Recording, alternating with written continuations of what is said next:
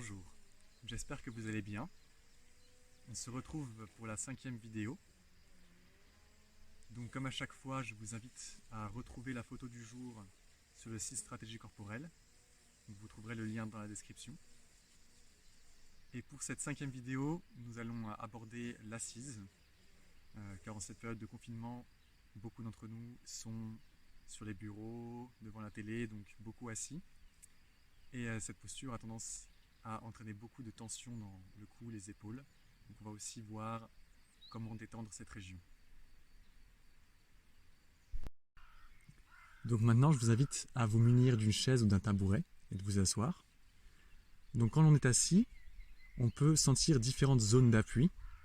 Donc on peut être en appui plus en avant, donc avec beaucoup de poids dans les pieds, ou très en arrière, donc assis plus sur son coccyx. Et dans tout cela, comment savoir quelle est la zone qui va être avec le moins d'effort, la plus confortable. Donc pour ça, on va se munir d'un balai, d'un manche à balai, que vous allez mettre sous vos fesses. Et là, je vous invite à sentir, en vous déplaçant en arrière ou en avant du manche à balai, à sentir cette zone où vous êtes sur vos ischions et sentir comment vous pouvez basculer soit en arrière, donc sur votre coccyx, ou en avant. Et comment, quand vous êtes sur vos ischions, vous pouvez être bien droit, avec une légère lordose lombaire et l'appui dans vos pieds.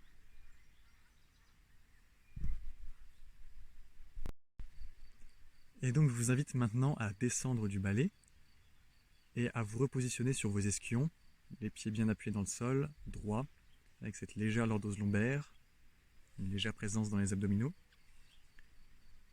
À lentement faire monter vos bras et simplement sentir leur poids.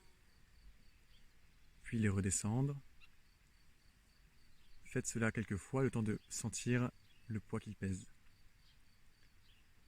Puis je vous invite à vous laisser partir en arrière et à refaire le même test. Donc, montez lentement vos bras, sentez leur poids.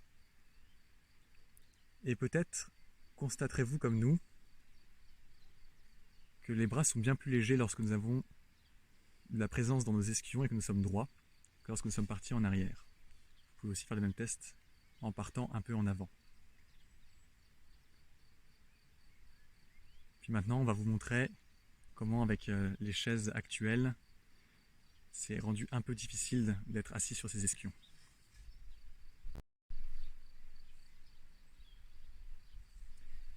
Alors, je me suis beaucoup intéressée à nos assises par rapport à donc ce point d'appui qu'il faut qu'on trouve pour nos ischions. Et j'ai regardé comment elles avaient évolué entre le début du XXe siècle et maintenant. Ces chaises viennent de chez Emmaüs et quand je les mesure, je m'aperçois que la hauteur de l'assise est soit strictement la même entre l'avant et l'arrière de l'assise, ou même quelquefois c'est l'avant qui est un peu plus bas par rapport à l'arrière. Donc les assises peuvent être très légèrement penchées vers l'avant ou bien horizontales. Et pour les fauteuils, est-ce que c'est pas la même chose? Et bien je constate là aussi que l'assise à l'avant et l'assise à l'arrière est exactement la même. Donc au début du XXe siècle, les assises étaient horizontales ou légèrement inclinées vers l'avant. Et je vais maintenant vous présenter donc cette chaise qui a été achetée chez Ikea, donc modèle standard, apparemment assez horizontale. Et pourtant, quand on mesure la hauteur de l'assise par rapport à l'avant et à l'arrière, on s'aperçoit qu'il y a une différence de hauteur de 1 cm entre les deux. Donc elle est 1 cm plus haut en avant, donc elle est légèrement basculée vers l'arrière. Et alors, quand nous nous posons avec nos ischions sur un siège basculé vers l'arrière, automatiquement, la non-horizontalité de l'assise nous emmène vers des appuis qui vont nous poser sur notre coccyx. Et à ce moment-là, notre verticalité est impossible à trouver. On va obligatoirement effacer sa lordose lombaire et perdre son alignement. Et donc pour le premier mouvement, je vais vous inviter à vous rasseoir. Et déjà par un petit rappel, il est tout à fait possible de se servir du dossier de la chaise Simplement lorsque l'on veut faire quelque chose d'actif avec les bras engagés ou simplement posé sur un bureau, il est mieux d'être bien droit. Donc si on est en train de travailler à un bureau, voilà, se remettre bien sur ses ischions. Donc pour le premier mouvement, simplement laissez vos bras pendre le long du corps, puis d'une main attrapez le trapèze de l'autre côté et faites simplement rouler votre épaule d'avant en arrière tout en détendant votre épaule tranquillement.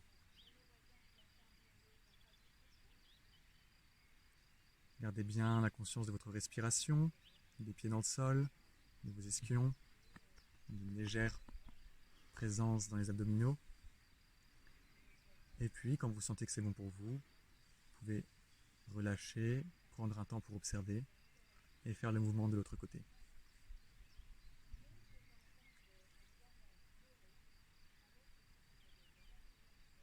Vous pouvez aussi, si vous voulez, après avoir fait ce mouvement-là, reprendre un mouvement que l'on a montré lors d'une autre vidéo, celui de l'offrande, qui peut aussi se faire assis.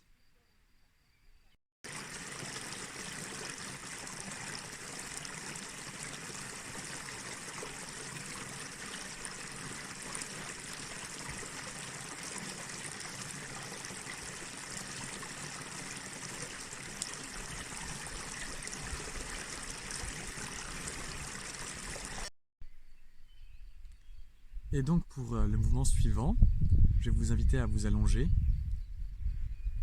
Prenez un temps pour refaire une photo peut-être du jour allongé. Et puis fléchissez donc les jambes, posez vos pieds sur le tapis, écartez de la largeur d'un pied.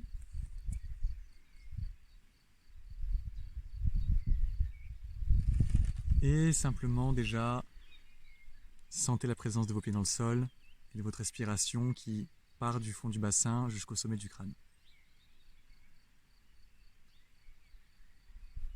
Puis vous pourrez vous munir d'une paire de chaussettes ou d'une petite balle souple si vous en avez, et vous la placerez sous votre trapèze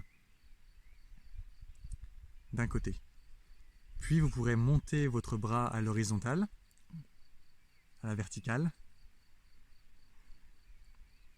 et simplement décrire des petits cercles que vous pouvez progressivement agrandir. Si vous sentez que vous auriez besoin de décaler votre balle d'un centimètre à gauche, à droite, en haut ou en bas, sentez-vous libre de le faire afin que cela masse là où votre corps en a besoin.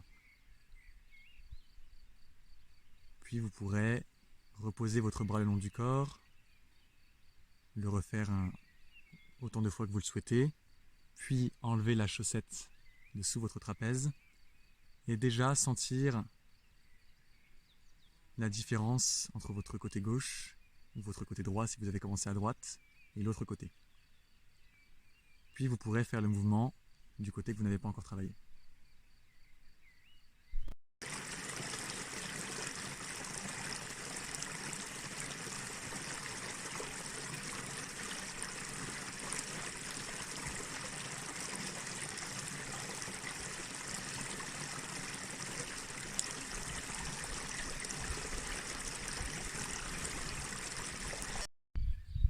La vidéo touche à sa fin. Cette fois-ci, nous avons proposé des mouvements plus de détente, donc avec surtout des massages. J'espère que ça vous aura fait du bien. Vous pourrez retrouver, si vous le souhaitez, les indicateurs temporels dans les commentaires pour pouvoir sauter directement aux séquences des mouvements sans passer par les explications pédagogiques. Je vous souhaite à tous une très bonne semaine. Au revoir.